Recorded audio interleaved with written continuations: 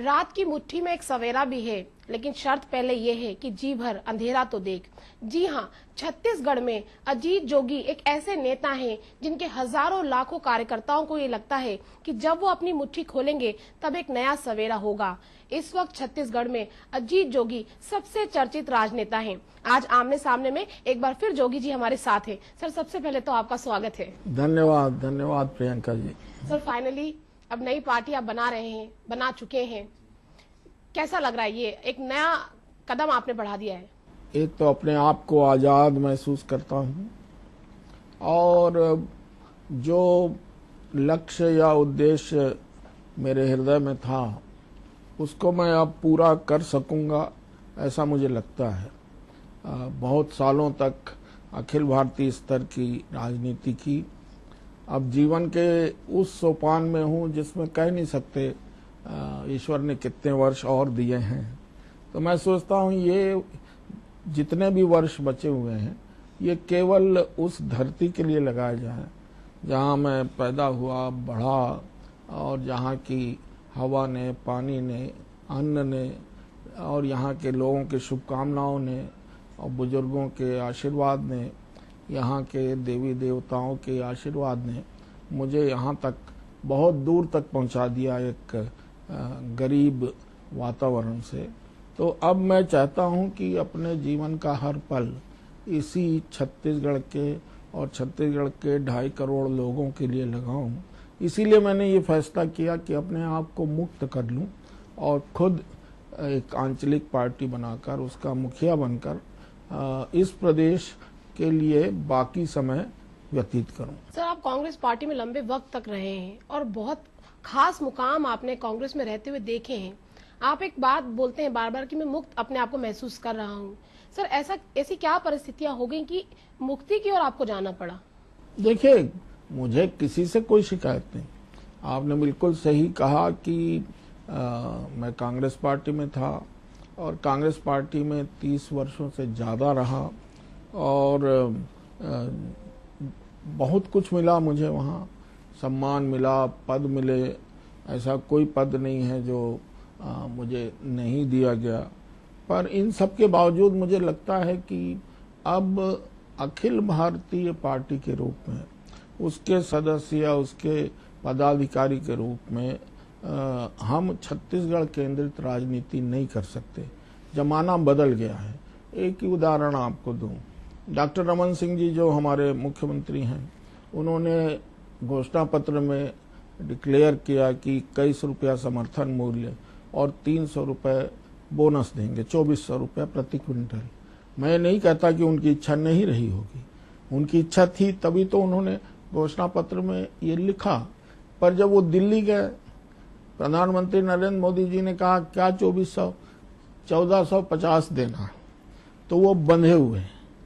उसी तरह से मैं उनकी जगह होता, मेरा नेतृत्व भी इस बारे में नहीं और किसी बारे में कोई भी निर्देश दे। पोलावरम बांध बन रहा है, हमारे 40,000 आदिवासी उसमें डूब रहे हैं, 40 गांव डूब रहे हैं।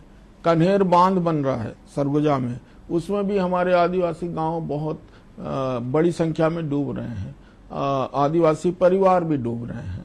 पर दोनों योजनाओं को हमारी अखिल भारतीय पार्टियां समर्थन दे रही हैं और हम लोग यहाँ डूब रहे हैं। तो हम चाहकर भी उस पार्टी के अंदर उसका विरोध नहीं कर सकते। पर यदि हम एक आंचलिक पार्टी में हैं, छत्तीसगढ़ की पार्टी में हैं, तो इन मुद्दों पर हम लोग छत्तीसगढ़ के लिए लड़ेंगे तो अंतिम निर्णय हमारा तो होगा। हम किसी के निर्णय से बंधे हुए नहीं रहेंगे। इसीलिए मैं अपने आप को कह रहा हूं कि आजाद हूं और किसी बात से नहीं, किसी का गुलाम नहीं था। किसी ने मुझे मेरा अपमान नहीं किया, किसी ने मेरा निरादर नहीं किया और ना मैं उनके लिए कोई कभी भी अपशब्द कहा है मैंने और ना आगे कहूंगा। जोगी जी की सरकार बनती है तो ये माना जाएगा कि अब छत्तीसगढ़ की संपदा छत्तीसगढ़ की ही रहेगी। हाँ, संपदा तो पूरे देश की है, पर मैं कहता हूं कि इन सब का फायदा हमारे 2.5 करोड़ लोगों को नहीं मिलता। मैं किसी का नाम लेके नहीं कहता चाहता। उनकी बैलेंस शीट में उन्होंने 1500 करोड़ रुपए कमाए, तो उन्होंने कमाए, हमारे 2.5 करोड़ लोगों के जीवन स्तर में कहाँ फर्क पड़ा।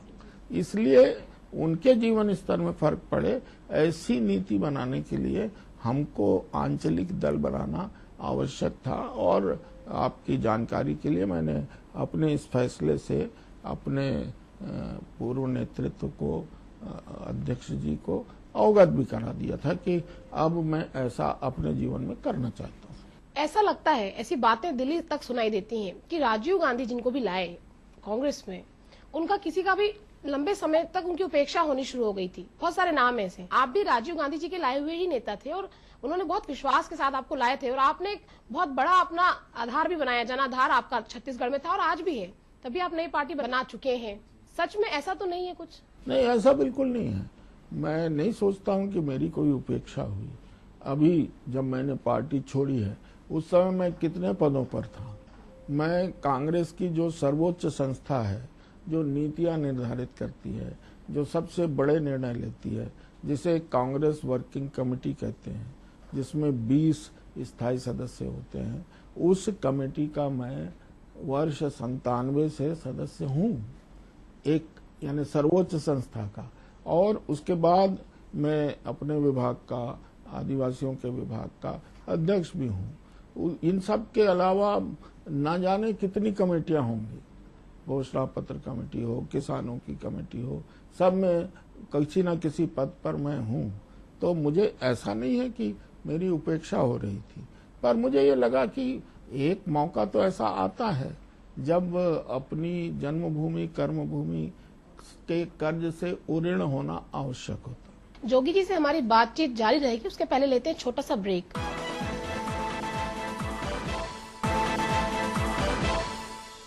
ब्रेक के बाद आपका फिर स्वागत है। आमने सामने में हम बात कर रहे हैं छत्तीसगढ़ के पूर्व मुख्यमंत्री अजीत जोगी जी से। सर, 6 तारीख को जब आपकी पार्टी का एक सभा होने वाली थी मरवाही में, पूरा प्रदेश, चाहे बीजेपी हो, चाहे कांग्रेस हो, मीडिया हो, सबकी निगाहें आपकी तरफ थी। कई लोगों ने ये भी कहा कि सभा फ्लॉप हो जाएगी, लेकिन सभा के बाद सबने देखा कि बहुत भीड़ उमड़ी, पानी गिरने के बाद भी लोग डटे रहे आपकी सभा में।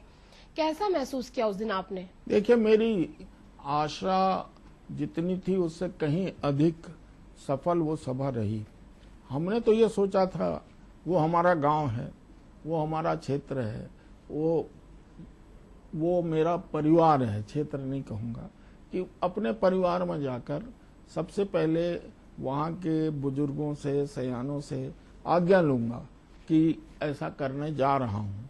वो आज्ञा देंगे तो ऐसा फिर मैं ऐलान करूंगा। और ऐलान करने के लिए मैंने सोचा था कि प्रदेश के कुछ चुनिंदा बड़े लोग जो मेरे समर्थक हैं वो लोग आए। पर ऐसा कुछ हुआ कि इतना प्रचारित किया आप ही लोगों ने, सबने, कि 6 तारीख को कोटवी में सब जानना चाहते थे कि जोगी जी आगे घोषणा कर रहे हैं, बड़ी घोषणा क्या करने वाले हैं। तो जितने चाहने वाले लोग थे, जितने समर्थक थे, जितने मित्र थे, वो लोग बड़ी संख्या में वहां आए और सच में आशा से अधिक लोग वहां पर आए और अच्छा लगा। ये भी अच्छा लगा कि जैसे ही शंखनाद हुआ, इंद्र भगवान ने 10-15 मिनट की बारिश कर दी। बारिश भी केवल उसी क्षेत्र में हुई और जैसे आशीर्वाद दिया हो, 10-15 मिनट बरसात होने के बाद बरसात भी रुक गई, कोई वहां से हटा नहीं। लोगों ने, जिनके पास कुर्सियां थी, कुर्सियों को छाता बना लिया था, छाता जैसे ओढ़कर बैठे रहे, पर कोई वहां से हिला नहीं। तो ये सब देखकर मुझे लगा कि लोगों का अपार सहयोग है, प्रेम है, और जिस रास्ते पर मैं जा रहा हूँ उस रास्ते पर मेरे साथ चलने को तैयार हूँ। सर, आप कितने निश्चिंत हैं अपनी पार्टी के भविष्य को लेकर? मैं तो निश्चिंत नहीं, बहुत ज्यादा आश्वस्त हूँ, पूरी तरह से आश्वस्त हूँ कि हमारी ही सरकार बनेगी। जिस तरह का, जिसे अंग्रेजी में रेस्पॉन्स कहते हैं, गांव-गांव से आ रहा है, लोग दूरस्थ अंचलों से बसों में भरकर आते हैं केवल ये कहने के लिए कि हम आपके साथ हैं। आप लोगों ने भी, सबने देखा, आपके साथियों ने, संवाददाताओं ने देखा है कि जिस दिन से ये निर्णय हुआ है, 1000, 1200, 1500 लोग लगभग रोज मुझसे मिलते हैं और लोग चाहते हैं कि अब छत्तीसगढ़ का फैसला, अंतिम फैसला रायपुर से होना चाहिए। हमको दिल्ली जाना या वाशिंगटन जाने की जरूरत नहीं होनी चाहिए। सर, पार्टी चलाने के लिए बहुत बड़े फंड की भी जरूरत पड़ती है। अब दो आपको राष्ट्रीय पार्टियों को पटकनी देनी है चुनाव में, उनसे टक्कर है आपकी, भरपूर पैसा है उनके पास, आप कैसे करेंगे इसको मैनेज? देखिए, लड़ाई तो हमेशा ऐसी ही होती है। एक तरफ धन बल होगा और एक तरफ जन बल होगा। मैं सोचता हूँ जब भी धन बल और जन बल का युद्ध होता है तो उसमें हमेशा जन बल ही विजयी होता है। तो अब अगर ऐसा हो, पैसे की ही लड़ाई हो, तो देश का प्रधानमंत्री तो सबसे ज्यादा पैसा वाला अमीर ही बनता ना। ऐसा हो तो आप उदाहरण ले लें अन्य प्रदेशों का। दिल्ली में कितनी बड़ी लड़ाई पार्टियों के बीच हुई, उसमें भाजपा भी थी, कांग्रेस भी थी, और एक एकदम नई बनी हुई पार्टी आप थी अरविंद केजरीवाल जी की। पर दोनों राष्ट्रीय पार्टियां जिनके पास जैसा आप खुद कह रही हैं पैसे की कोई कमी नहीं रही होगी, वो राष्ट्रीय पार्टियां ऐसी धड़ाशायी हो गई कि 70 में से 3 सीटें केवल भाजपा को मिली, कांग्रेस को तो एक भी नहीं मिली, और बाकी 67 सीटें जनबल वाली पार्टी को मिल गई। तो ऐसे मैं अनेक उदाहरण दे सकता हूँ। ये लड़ाई जब होती है, जिसे कह सकते हैं दिए और तूफान की, तो जिस दिए में दम होता है वो तूफान से लड़के जलता रहता। क्षेत्रीय पार्टियां भी संपर्क में हैं आपके? आपकी बात की आपने, और भी बहुत सारी पार्टीज के नाम आ रहे थे। केवल 4 प्रदेश ऐसे हैं जहां क्षेत्रीय पार्टियों का प्रभुत्व नहीं है। राजस्थान में नहीं है, मध्य प्रदेश में नहीं है, छत्तीसगढ़ में नहीं है और गुजरात में नहीं है। अब छत्तीसगढ़ भी उसमें से हट गया, अब 3 ही प्रदेशों में नहीं है। बाकी हर प्रदेश में आंचलिक भावना इतनी बलवती हो गई है कि हर प्रदेश में आंचलिक पार्टी ही आगे है। तो स्वाभाविक है, 30-35 साल का राजनीतिक जीवन है, तो बहुत से लोगों की शुभकामनाएं हैं। पर जिस दिन मैंने पार्टी की घोषणा की उसके दूसरे दिन 4 मुख्यमंत्रियों ने, ममता जी ने बंगाल से, नीतीश जी ने बिहार से, और तेलंगाना से राव साहब ने, उड़ीसा से नवीन भाई ने, इन लोगों ने हमको शुभकामनाएं दी। 3 और बड़े नेताओं के भी फोन आए, लालू यादव जी का आया, शरद यादव जी का आया और जगन रेड्डी जी का आया। और उसके बाद कल परसों में कम्युनिस्ट पार्टी के श्री राजा से भी बात हुई। तो अब इनसे पुराने संबंध हैं, सबको लग रहा है पार्टी बना ली है तो शुभकामनाएं दे दें। अभी तो शुभकामनाएं दी हैं और उसकी जरूरत भी होती है, उससे मनोबल बढ़ता है। जोगी जी से बातें अभी और भी जानेंगे, लेकिन उसके पहले लेते हैं छोटा सा ब्रेक।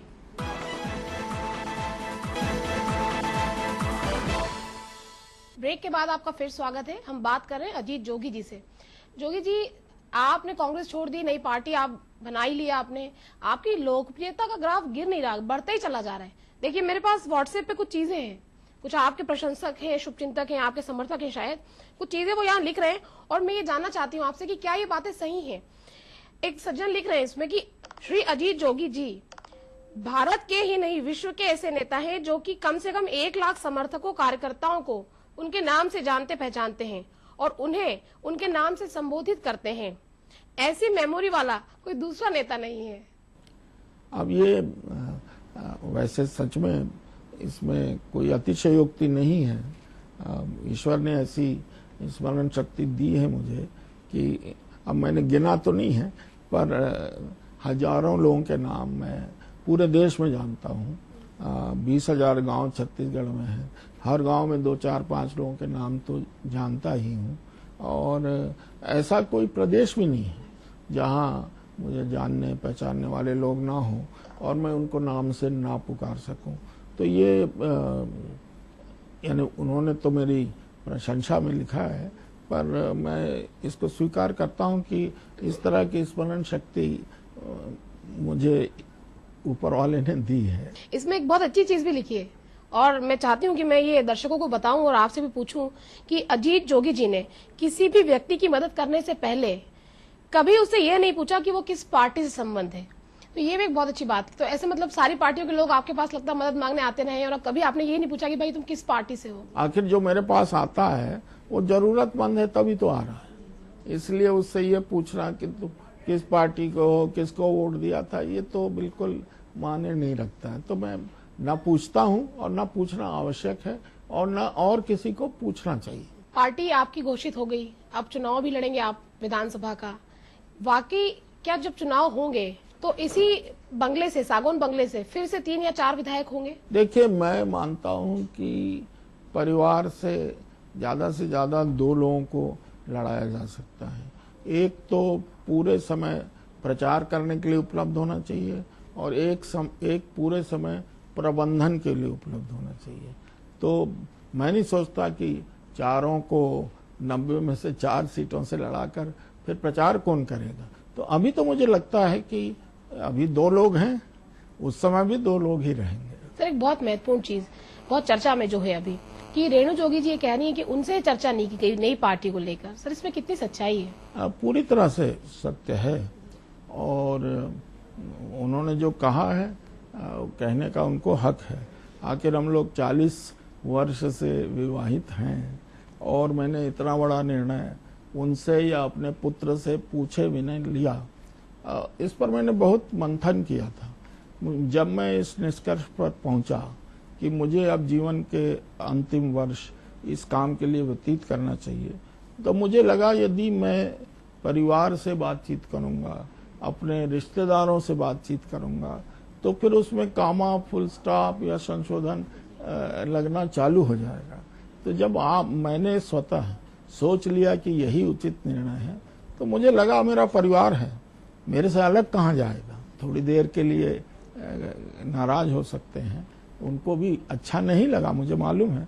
आज भी वो कहती रहती हैं कि जब मैंने आईएएस छोड़कर राजनीति में प्रवेश किया था तो केवल उनसे बातचीत की थी, तो उनको लगा ये तो उससे भी बड़ा निर्णय है, तो इसमें मैंने उनसे क्यों पूछताछ नहीं की। तो वो निर्णय तो उस संगम में हुआ था जब हम युवा थे, 40 से कम की अवस्था थी। आज तो जीवन के अंतिम सोपान में निर्णय ले रहे हैं, तो मुझे लगा कि ये निर्णय जो मैंने चिंतन मनन करके सोचा है, इस निर्णय में किसी को सहभागी ना बनाया जाए, बता दिया जाए। उसके बाद अगर वो खुश नहीं होते हैं तो उनको समझा दिया जाए। अभी तो आपने मना लिया ना रेणु जी को? देखिए, पूरी तरह से खुश तो नहीं है। उनको इस निर्णय के बारे में कोई शिकायत नहीं है। इस बात की शिकायत है कि इतना बड़ा निर्णय लेने के पहले मैंने अपने जीवन साथी से, अपनी अर्धांगिनी से, अपनी पत्नी से कोई बात क्यों नहीं की। ये कदम कोई ऐसा तो है नहीं कि बिना जोखिम का हो, और जबकि बिना जोखिम की जिंदगी चल रही है, अच्छे रफ्तार से चल रही है, सभी चीजें प्राप्त हैं। पूर्व मुख्यमंत्री के रूप में मुझे घर मिला है, गाड़ी मिली है, सुरक्षा मिली है, दोनों एमएलए हैं, उनको भी जो सुविधाएं मिल सकती हैं वो मिली हैं। तीनों की तनख्वाह मिला के 2-3 लाख रुपए महीने में मिल जाते हैं, यहाँ ज्यादा खर्च भी नहीं है। तो ऐसी सधी सधाई जिंदगी को छोड़कर एक अंधेरे वाले रास्ते में चलने की बात उनको लगती, जबकि मुझे तो लगता है कि मैंने कैलकुलेटेड रिस्क यानी बड़ी गणना करके ये जोखिम लिया है। और मुझे लगता है कि जैसा मैंने पहले जीवन में किया है, इसमें भी मैं संघर्ष तो होगा पर सफल जरूर हूँ। सर, 27 डस्टर की क्या कहानी है? बड़ा अवेटेड सा मामला हो गया। जिलाध्यक्ष जो भावी हैं आपकी पार्टी के, वो इस बात का इंतजार कर रहे हैं कि उन्हें डस्टर मिलेगी चुनाव प्रचार के लिए। देखिए, ये तो बिल्कुल ही गलत है। मैं नहीं सोचता कि अगर हम किसी को जिलाध्यक्ष बनाएंगे तो उसको गाड़ी देनी पड़ेगी। जिलाध्यक्ष जो बनेगा कम से कम 2 पहिया वाहन, 4 पहिया वाहन वाला तो होगा। और डस्टर तो मैंने नाम ही अब सुना जब चलन में आया कि डस्टर गाड़ी बांटी जाएगी। मैं जानता भी नहीं कितने की आती है और ऐसा हमने सोचा भी नहीं है। 27 नहीं, हमारे पार्टी के तो करीब 35 जिले हो जाएंगे, क्योंकि कई जिले हैं जहां 2-2 लोगों को बनाना पड़ेगा, तो 35 जिले होंगे। और अब ऐसा तो कोई व्यक्ति मुझे नहीं लगता कि कम से कम जिसके पास स्वचालित 2 पहिया वाहन ना हो तो जिले में घूम सकता है। 4 चक्के वाले वाहन भी लगभग सभी के पास हैं, तो हमको नहीं देना पड़ेगा। सर, आपने ठाठापुर को चुनकर ये संदेश दिया कि आपकी लड़ाई वाकई में भाजपा के साथ है, लेकिन भूपेश बघेल ने मरवाही को चुनकर ये संदेश दे दिया कि उनकी लड़ाई आपके साथ है। अब इसमें कौन सही है ये तो आपके दर्शकों को और आपको तय करना पड़ेगा। मैं मानता हूं कि इस प्रदेश में अंतिम लड़ाई अजीत जोगी बनाम डॉक्टर रमन सिंह होगी, क्योंकि जैसा हमारा राष्ट्र है, ये व्यक्ति पूजक या राजा पूजक राष्ट्र है। यहाँ अंततः फिर पार्टियों की लड़ाई नहीं होती है, दोनों पार्टी के नेताओं की लड़ाई होती है। तो यहाँ अंततः दो ही ध्रुव रह जाएंगे, एक तरफ मैं और दूसरी तरफ डॉक्टर रमन सिंह। बाकी लोग अप्रासंगिक हो गए हैं और धीरे धीरे और अप्रासंगिक हो जाएंगे। आमने सामने में हमारे साथ थे छत्तीसगढ़ के पूर्व मुख्यमंत्री अजीत जोगी जी, जो नई पार्टी बनाकर एक नई राह पर निकल चुके हैं। अगली बार मुलाकात होगी किसी नए व्यक्तित्व के साथ में। नमस्कार।